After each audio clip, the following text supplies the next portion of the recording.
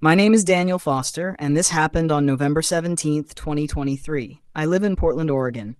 For most of my life, I believed every ghost story had a logical explanation. Old houses creak, people imagine things in the dark, sleep deprivation plays tricks on the mind. That's what I believed. Until one rainy Friday night.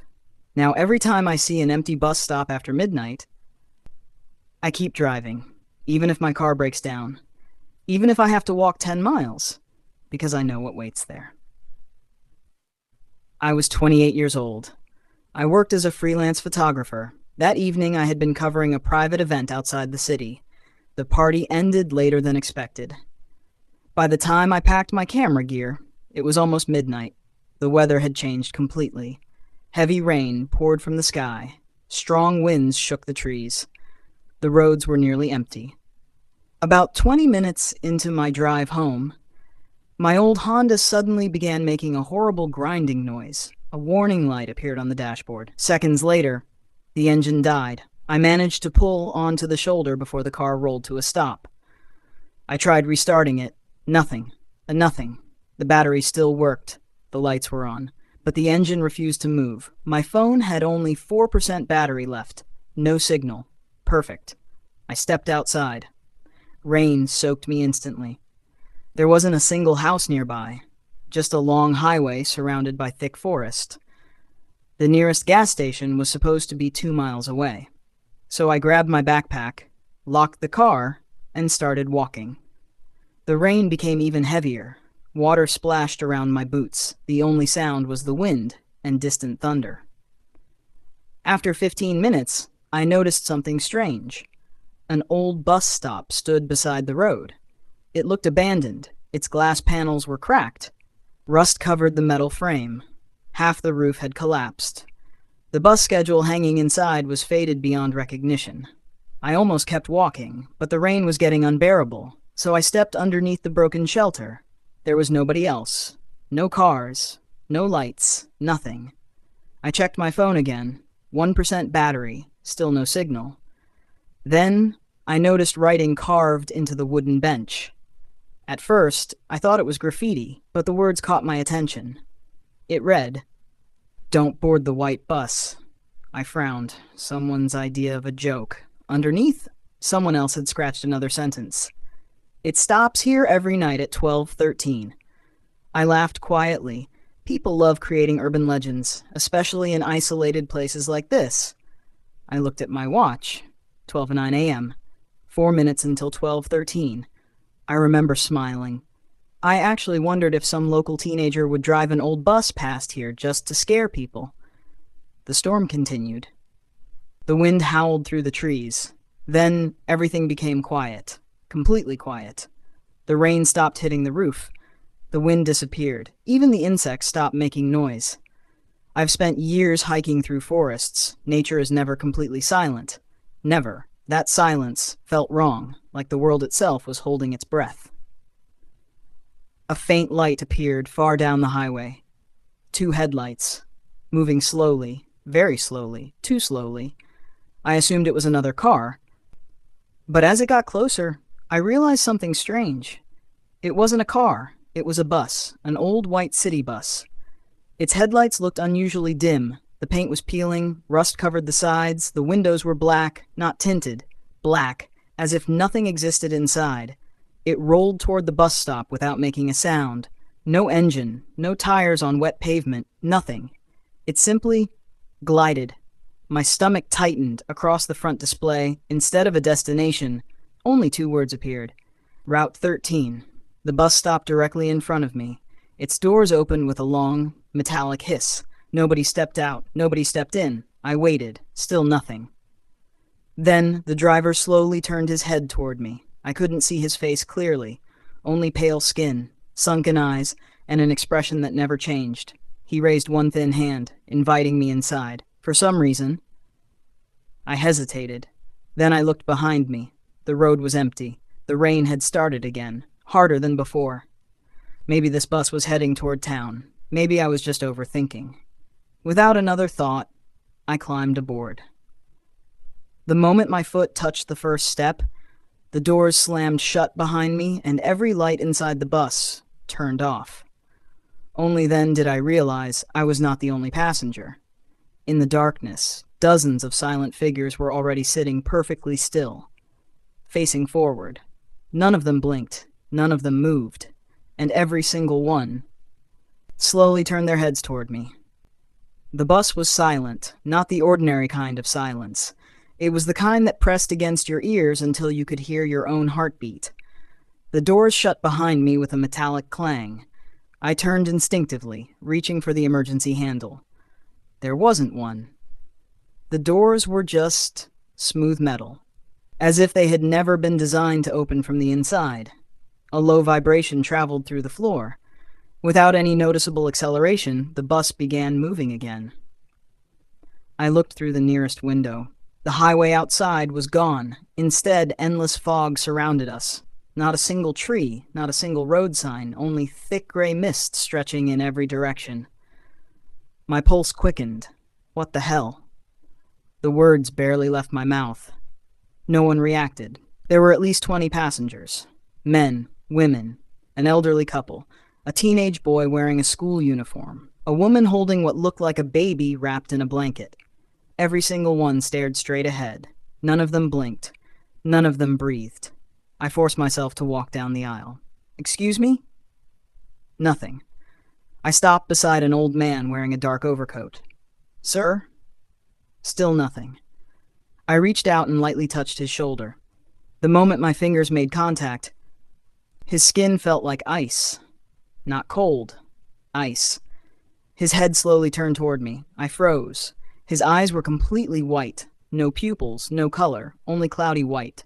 His lips moved, very slowly. You shouldn't have boarded. His voice sounded like dry leaves scraping across concrete. Before I could answer, he faced forward again, as if nothing had happened. A nervous laugh escaped my mouth. This isn't funny. No response. I hurried toward the driver. Hey! The driver didn't move. His hands remained fixed on the steering wheel. The dashboard wasn't lit. There were no gauges, no speedometer, no radio, nothing. Only darkness. I stepped closer. Excuse me, where are we going? No answer. Then, without warning, the driver spoke. Final stop. His voice was calm, empty, like someone reading from a script. Where's the final stop? No reply. I swallowed hard. Something was terribly wrong. Minutes passed, or maybe hours. Time didn't feel normal anymore. My watch still read 12:13. The second hand wasn't moving. I pulled out my phone. The battery had died, even though I had never turned it on after boarding. I shoved it back into my pocket. That's when I heard it. Soft whispering. At first, I thought it was the passengers, but the whispers weren't inside the bus. They came from outside. Thousands of faint voices, calling names, begging, crying, laughing. The fog beyond the windows slowly began to clear. What I saw made my blood run cold. People. Hundreds of them. Standing perfectly still on both sides of the road. Every single one stared directly at the bus. Their clothes looked decades old. Some wore military uniforms, others wore hospital gowns. Some looked burned. Others were covered in mud. One woman had no face at all. Just smooth skin where her eyes and mouth should have been. None of them moved. Yet somehow, they all watched us pass. I backed away from the window. My breathing became uneven. This can't be real. The teenage boy sitting nearby suddenly whispered. It wasn't real for me either. I looked at him. He was staring forward. His lips never moved. Yet I heard his voice clearly. I got on this bus in 1998. I thought I was going home. I never did. My throat tightened. What do you mean? Slowly, he turned toward me. Unlike the others, his eyes still had color. They were filled with terror. Don't let it reach the last stop. Before I could ask another question, he screamed. Not loudly, silently. His mouth opened impossibly wide. His body cracked apart like dried wood. And in less than a second, he disappeared. Only his empty clothes remained on the seat. None of the other passengers reacted. Not one. I stumbled backward until I hit the rear door. My hands shook uncontrollably. Whatever this place was, it wasn't a normal bus, and unless I found a way off, I had the horrible feeling I would become one of its passengers forever. Conductor. I couldn't breathe. The empty clothes on the seat were still there. A faded gray hoodie, a pair of worn-out sneakers, nothing else. No blood, no body, no explanation. I looked around, expecting someone, anyone, to react. But every passenger remained motionless, their eyes fixed on the darkness beyond the windows. It was as if the boy had never existed. I rubbed my face with both hands. Maybe I was hallucinating. Maybe I had hit my head when my car broke down. Maybe I was unconscious in a hospital somewhere. I repeated those thoughts over and over. None of them felt convincing. The bus continued forward without a sound. No engine, no vibration, only the occasional flicker of the dim ceiling lights. Then, a bell rang. Ding, it echoed through the bus. Every passenger lowered their heads at exactly the same time. My stomach dropped. A second later, footsteps echoed from the back of the bus. Slow, heavy, deliberate. I turned around. Someone was walking toward me. He wore an old-fashioned black conductor's uniform. The fabric looked decades old, stained with dirt and something much darker. His cap covered most of his face. In one hand, he carried a leather ticket punch, in the other, a small book. He stopped inches away from me. Without looking up, he held out one pale hand. "Ticket." His voice was dry and emotionless. I don't have one." Silence. Then he repeated himself. "Ticket. I got on because my car broke down. No one asked for a ticket." For the first time, he slowly lifted his head. I wished he hadn't. His face looked almost human. Almost. His skin was gray and cracked like old stone. His eyes were completely black, not dark brown, not shadowed. Black, as if they absorbed every bit of light around them. He smiled. His teeth were long, thin, and uneven. "Everyone pays. I don't have any money." "You misunderstand." His smile widened. "We don't accept money." A cold chill ran through my body. "Then, what do you want?" He slowly opened the small leather book. Every page contained names, thousands of names. Some were faded, some had dark lines crossing them out. Then, he stopped on a blank page. At the top, letters began writing themselves. Daniel Foster. My blood froze. Below my name. Today's date appeared, November 17th, 2023. "No," I whispered. The conductor handed me an old fountain pen. "Sign." "I'm not signing anything." For several seconds, neither of us moved. Then every passenger on the bus turned toward me. 20 pairs of lifeless eyes stared without blinking. The woman holding the baby finally looked down. The blanket slipped. She wasn't holding a baby. She was holding a tiny skeleton wrapped in white cloth. I nearly screamed. The conductor spoke again. "If you refuse." He pointed toward the windows. The fog had disappeared. Outside, the road ended at a massive bridge suspended over complete darkness. There was no river beneath it. No ground, only an endless black void. At the far end of the bridge, a city glowed beneath a blood-red sky, its buildings twisted into impossible shapes. Thousands of tiny lights flickered like stars, except they were moving, watching, waiting. "The final stop," the conductor whispered. "No one returns from there." My heart pounded so hard it hurt. There had to be another way. I wasn't going to sign. I wasn't going to that place. I glanced toward one of the emergency windows. A small red hammer was mounted beside it. Unlike everything else on the bus, it looked new, almost out of place. The conductor noticed where I was looking. For the first time, his smile disappeared, and in a cold, warning voice, he said, "Don't." I realized then that hammer wasn't there by accident. It was someone's only chance to escape. My eyes never left the red emergency hammer. It was only a few feet away. The conductor followed my gaze. For the first time since I had boarded the bus, I saw fear in his face. Not anger, not surprise. Fear. That was all I needed to know. Without thinking, I lunged toward the window. The conductor let out a scream unlike anything I had ever heard. It wasn't human. It sounded like hundreds of voices crying out at once. Before I could grab the hammer, icy hands seized my arms. The passengers, they had finally moved. Their fingers dug into my skin with impossible strength.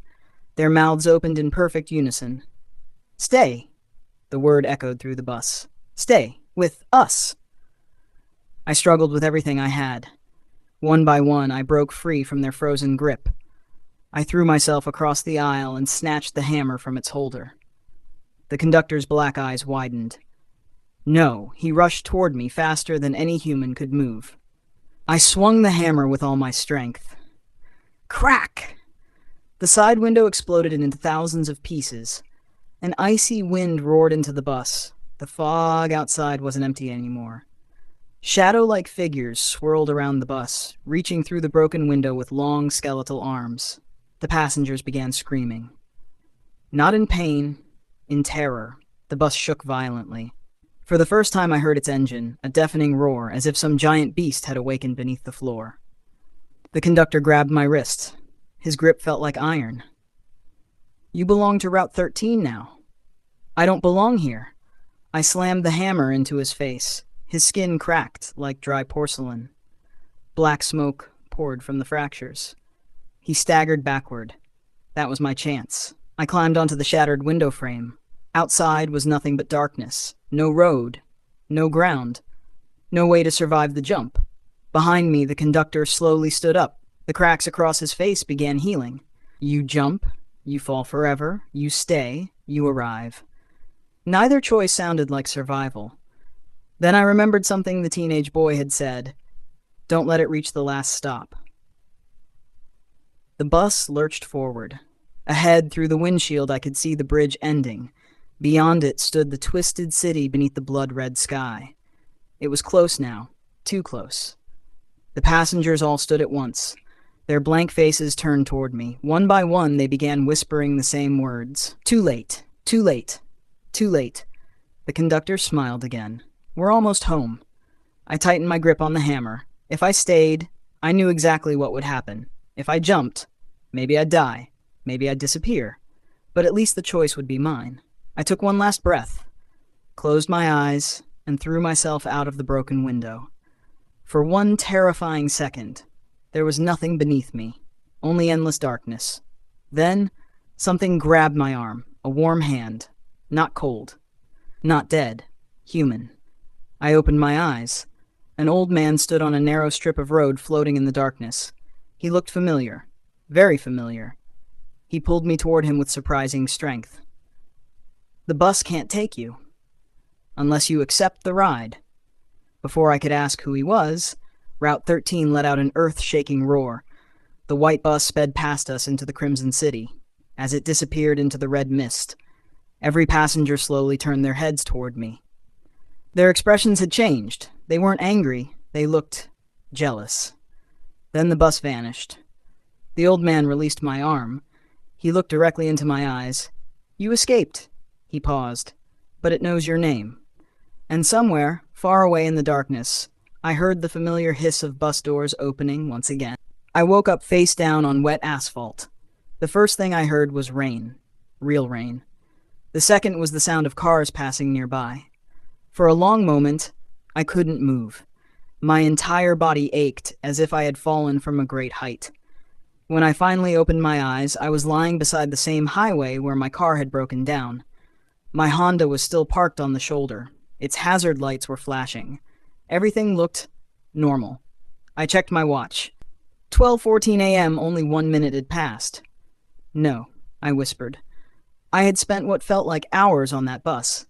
I ran to my car, expecting it to be dead. The engine started on the first try. No warning lights, no grinding noise, nothing. It was as if it had never broken down. I didn't question it. I drove home without looking back. For the next 3 days, I convinced myself it had all been a nightmare. Stress, exhaustion. Maybe I had briefly lost consciousness. That explanation lasted until Monday morning. I was reviewing the photos from the event I had photographed that night. Hundreds of normal pictures appeared on my computer. Guests laughing, children playing, people dancing. Then I reached the last image. I never took it. The photo showed the abandoned bus stop. The rain was pouring. The white bus marked Route 13 was parked in front of it, and standing in the doorway was me. I was looking directly into the camera. Smiling? I had no memory of smiling. I had no memory of anyone taking that picture. My blood ran cold. Then I zoomed in. Behind me, inside the bus, every passenger was staring at the camera. Every one of them. Except the teenage boy. His seat was empty. That night, I couldn't sleep. At exactly 12:13 a.m., my phone rang. Unknown number. I answered without thinking. Silence. Then the same dry voice I'd heard on the bus. "You missed your stop." The line went dead. I threw the phone across the room. A second later, it rang again. Unknown number. I didn't answer. It stopped. Then my apartment lights flickered. The television turned on by itself. Static filled the screen. Slowly, a picture appeared. A live view of my apartment building. A white bus was parked across the street. Its headlights were on. The doors slowly opened. I rushed to the window. The street outside was empty. No bus, nothing.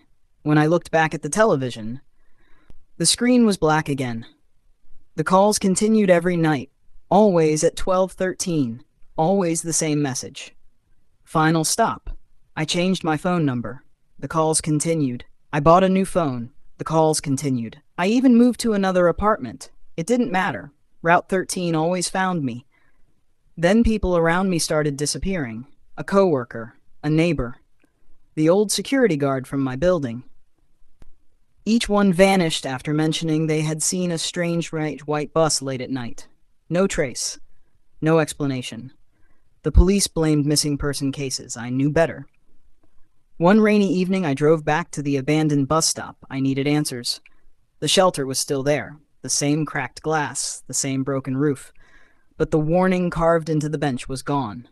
Instead, there was a new message, freshly carved into the wood. "Welcome back, Daniel." My legs nearly gave out.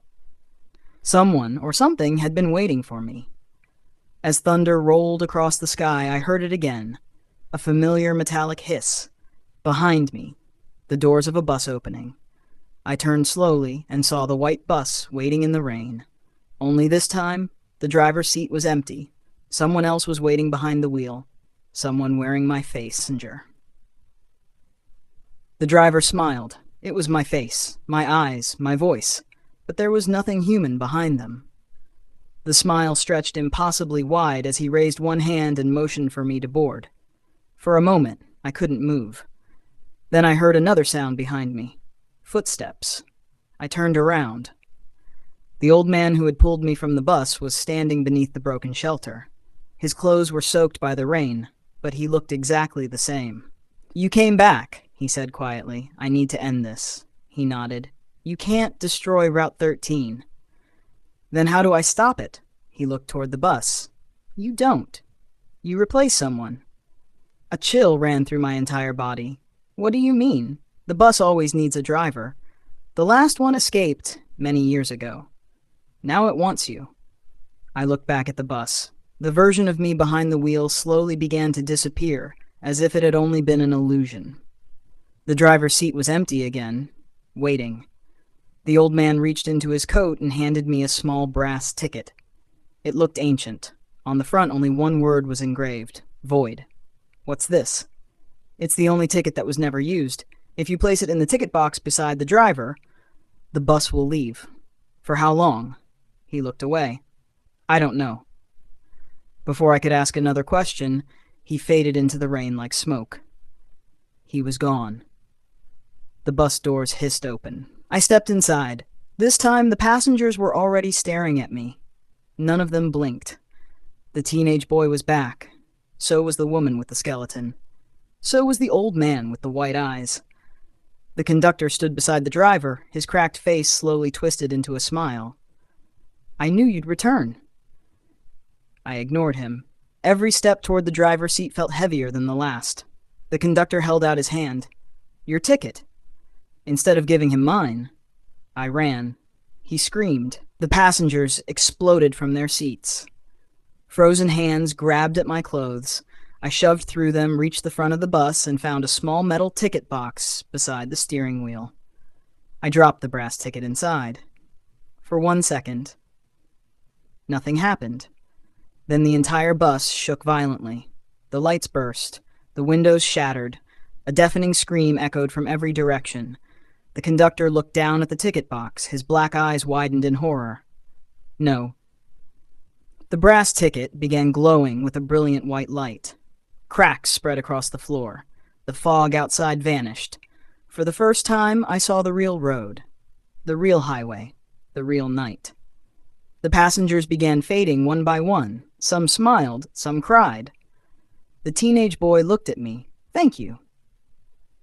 Then he disappeared. The woman gently kissed the tiny skeleton she carried before both dissolved into light. The old man with white eyes tipped his hat. Within seconds, every passenger was gone. Only the conductor remained. He reached toward me one last time. "This isn't over." Then he crumbled into black ash and blew away. The bus fell silent, completely silent. I woke up beside the highway as the sun rose. Police officers surrounded me. A truck driver had found me unconscious near the old bus stop. They asked what had happened. I told them I had fallen. No one would have believed the truth. When I looked toward the bus stop, it was gone. There was nothing there except an empty patch of grass. No shelter, no bench, no road sign, as if it had never existed. It's been almost 3 years now. I never drive after midnight. I never stop for empty bus shelters. And every night at exactly 12:13 a.m., I hear a bus pass my house. I never look outside, because some nights, just before it disappears, I hear the conductor's voice carried on the wind. Open quote. Route 13 is always looking for one last passenger. If you ever find yourself alone on a deserted road after midnight, and an old white bus stops in front of you, don't ask where it's going. Don't look inside. And whatever you do, don't get on. Subscribe for more stories.